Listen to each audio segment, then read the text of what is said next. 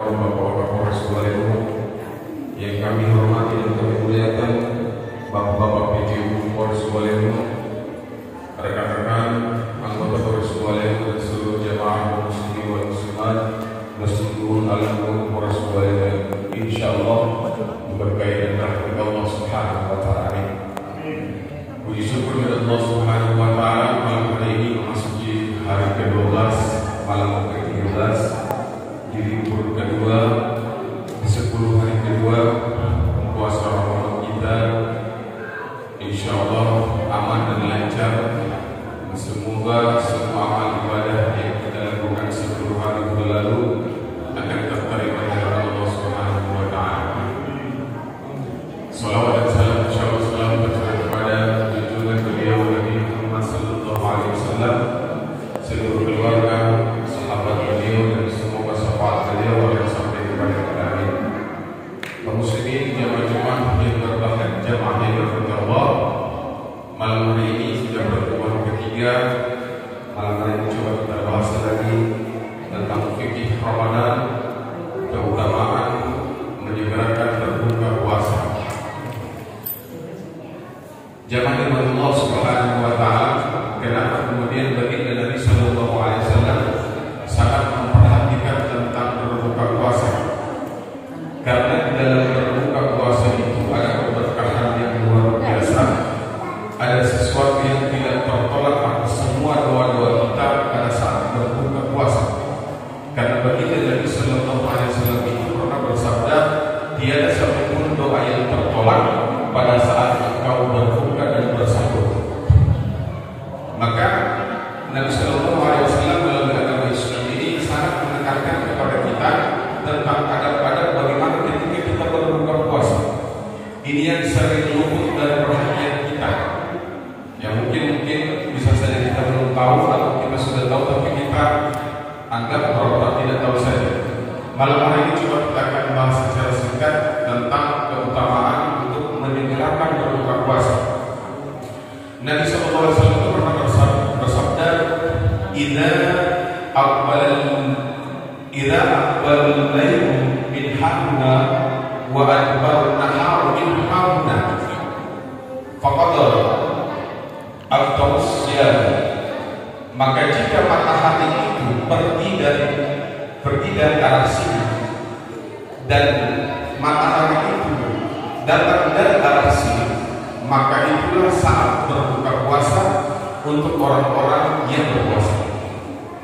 Nah, maksud dari hadis ini adalah kemudian ketika matahari terbenam di arah barat dan matahari mulai tidak menampakkan cahaya atau tidak dikatakan itulah kemudian malam hari tiba, maka segerakan untuk berbuka puasa. Jangan pernah menunda-nunda lagi untuk berbuka puasa. Malam hari ini kita akan coba bahas tentang keutamaan, rahasia, hikmah di balik menyegerakan berbuka puasa. Yang pertama, bahwa orang-orang yang menyegerakan berbuka puasa itu adalah orang-orang yang dicintai Allah Subhanahu wa taala.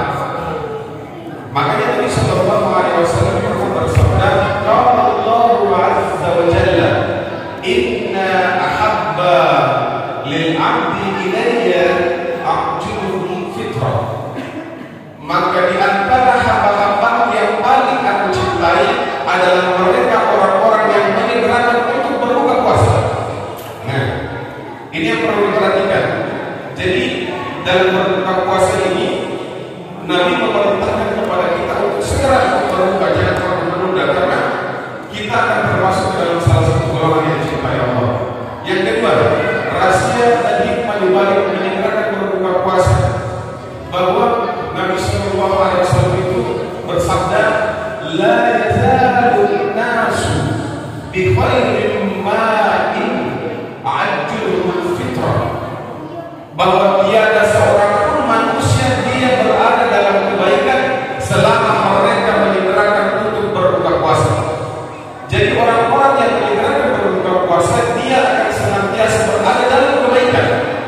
Ini perlu kita perhatikan supaya ke depan kita masih ada 20 hari lagi kita untuk memperbaharui tata cara adat kita berbuka puasa.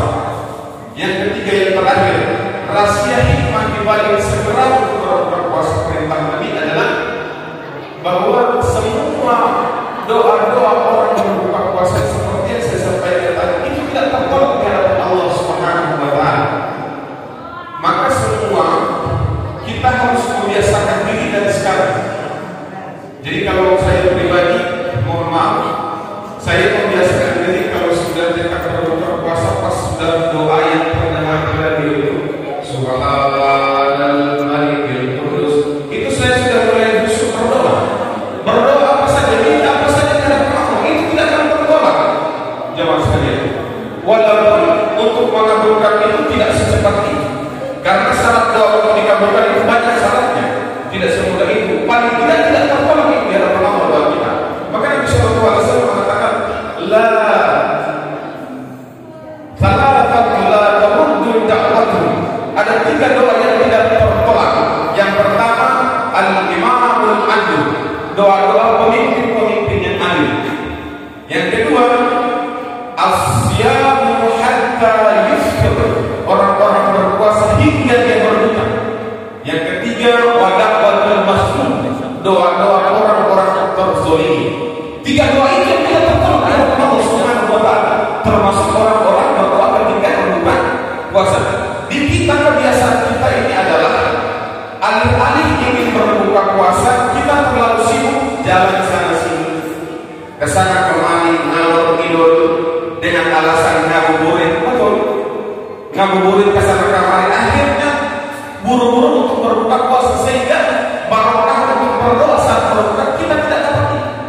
Bukan tidak sempat berbuka Pak, bukan. Cuma kita tidak dapat barokah dari saat berbuka. Justru saat berbuka itu doa itu tidak berdoa. Makanya para ulama itu harus mengatakan kalau sudah mau dengan kita berbuka puasa, duduk diam menghadap makanan, kemudian berdoa. Apa saja berdoa, insya Allah tidak tertolak di hadapan Allah Subhanahu wa Ta'ala. Ini hal yang perlu diperhatikan. Maka jamaah sekalian yang dirahmati Allah, melalui penyampaian ini kami berharap kepada kita semua bersama kita mengkoreksi diri, termasuk diri kami sendiri, untuk mengupgrade lagi tentang adab kita berbuka puasa. Dan yang perlu diperhatikan adalah berbuka puasa itu janganlah berlebihan. Ya, Allah Subhanahu wa Ta'ala memang sudah berfirman kepada kita, makan dan minumlah dari apa yang telah Aku berikan kepadamu, tetapi dengan satu syarat, jangan berlebihan. Jamaah dirahmati Allah Subhanahu wa Ta'ala, semoga dengan memperhatikan adab-adab menyelenggarakan berbuka puasa ini, semoga puasa kita di hadapan Allah Subhanahu wa Ta'ala diberkahi. Amin ya rabbal alamin. Barangkali yang dapat kami sampaikan dan untuk kali ini semoga bisa ditakdir pelajaran yang tiba, dan mudah-mudahan puasa kita ke depan akan tetap lancar dan aman-aman saja serta baik-baik saja. Dan insyaallah kita akan bertemu di pertemuan berikutnya tentang bab fikih tentang sholat.